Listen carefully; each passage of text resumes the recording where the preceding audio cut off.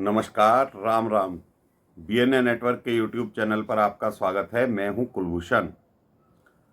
अगर आप हमारे चैनल से अभी तक नहीं जुड़े हैं तो कृपया चैनल को सब्सक्राइब कीजिए और कंटेंट आपको पसंद आता है तो उसे लाइक भी जरूर कीजिए। अरविंद केजरीवाल कट्टर ईमानदार, पूरी पार्टी ईमानदारों की जमात और अब दिल्ली के मुख्यमंत्री अरविंद केजरीवाल का ईडी ने लगभग खेल खत्म कर दिया है। ईडी दोबारा से राउज एवेन्यू कोर्ट पहुंच गई है अपनी अर्जी लेकर कि इस धूर्त व्यक्ति को हमने 8 समन जारी कर दिए हैं। चूंकि ईडी पहले राउज एवेन्यू कोर्ट गई थी कि हमने इसे 4 समन जारी कर दिए हैं और ये व्यक्ति हमारे सामने पेश नहीं हो रहा है, तो उस पर राउज एवेन्यू कोर्ट ने इसको फिजिकली उपस्थित होने के लिए कहा था।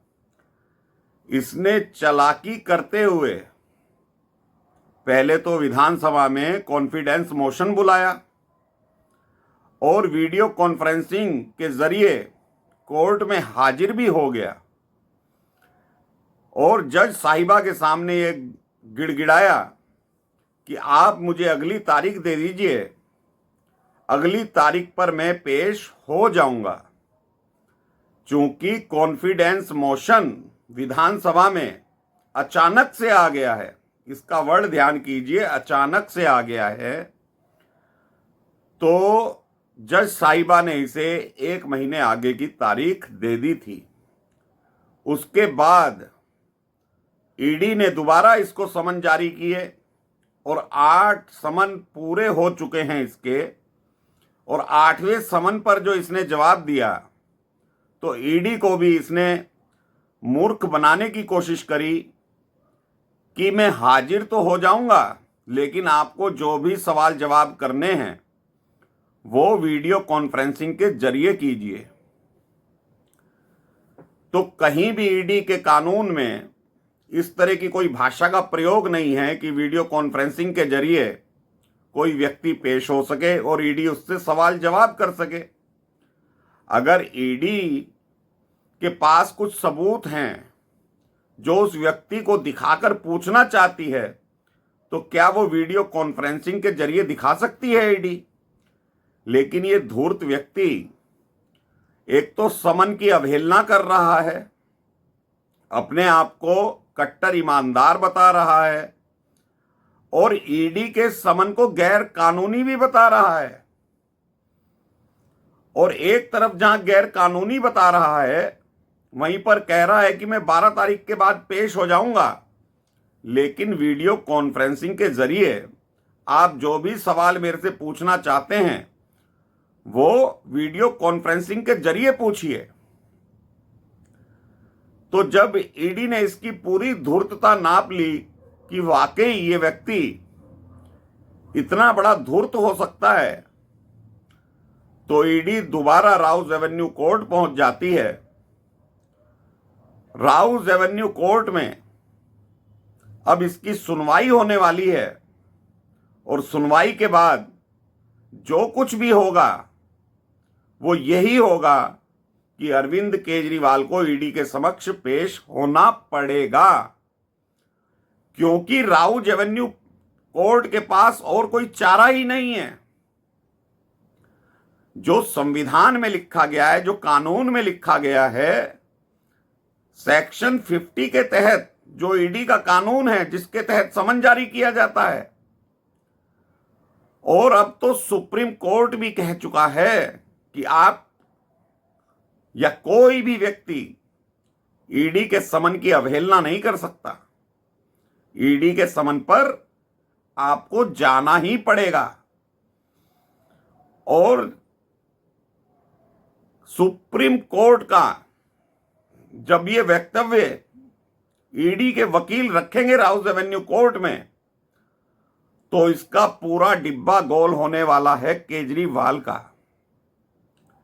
चाहे ये बड़े बड़े वकील खड़े कर ले, चाहे ये अब कोई और नौटंकी कर ले, चाहे इसके प्रवक्ता नेशनल टीवी पर आकर कुछ भी कहें, तो इसकी धूर्तता अब उतरने वाली है, डब्बा गोल होने वाला है। और इसका जो भ्रामक प्रचार है कि हम तो ईमानदार हैं, दिल्ली में कोई घोटाला नहीं हुआ,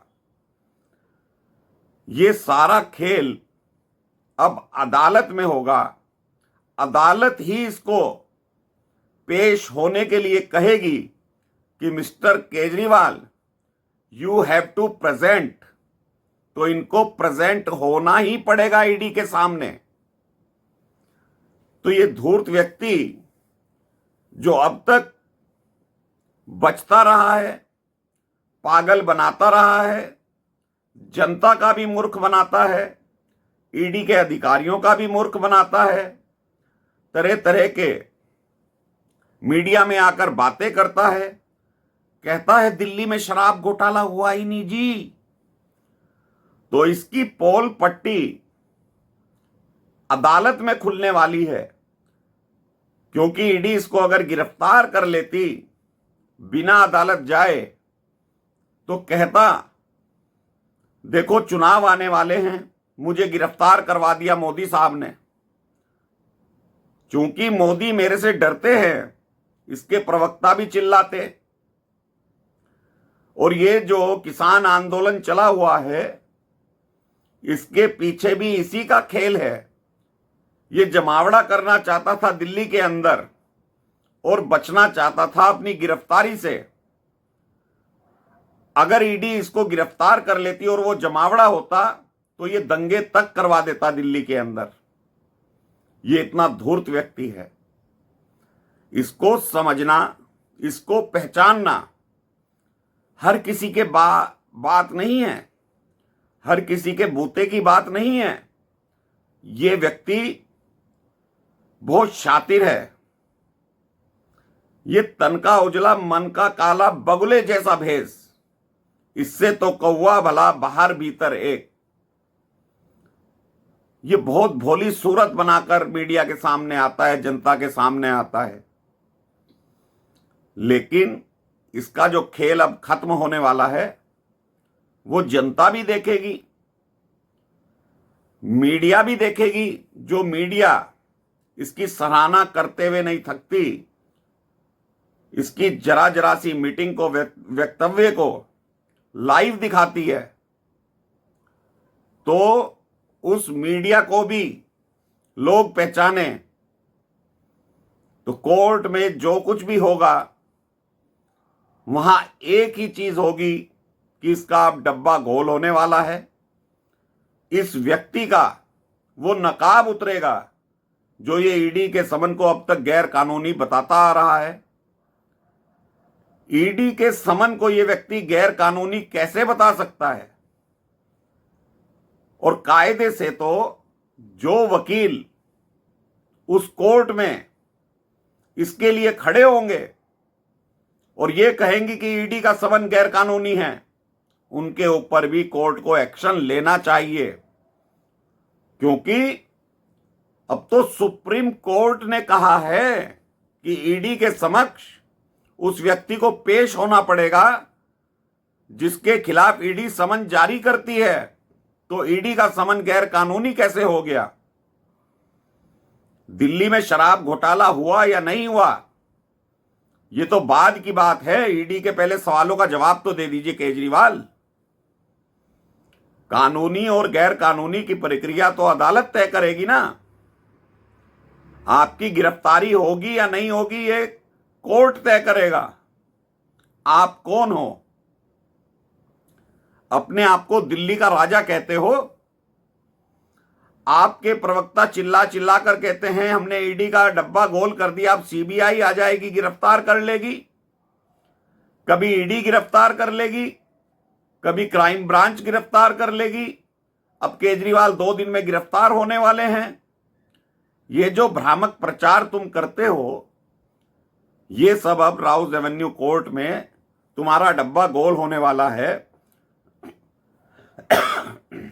और हाई कोर्ट हो या सुप्रीम कोर्ट हो, जो लताड़ तुम्हें पड़ रही है आम आदमी पार्टी को, जो सरकारी जमीनों पर तुमने कब्जा कर लिया, कोर्ट की जमीन पर कब्जा कर लिया, फिर भी तुम कट्टर ईमानदार हो। अभी तो तुम्हारा ऑफिस गया है, अब केजरीवाल तुम्हारा शीश महल भी जाने वाला है। तो इंतजार कीजिए दोस्तों, मैंने तारीख बताई थी आपको, 16 मार्च से पहले ये व्यक्ति गिरफ्तार होगा और ऐसा होने वाला है। कोर्ट पर नजर रखिए, राउज एवेन्यू कोर्ट क्या आदेश पारित करती है। धन्यवाद, नमस्कार, भारत माता की जय।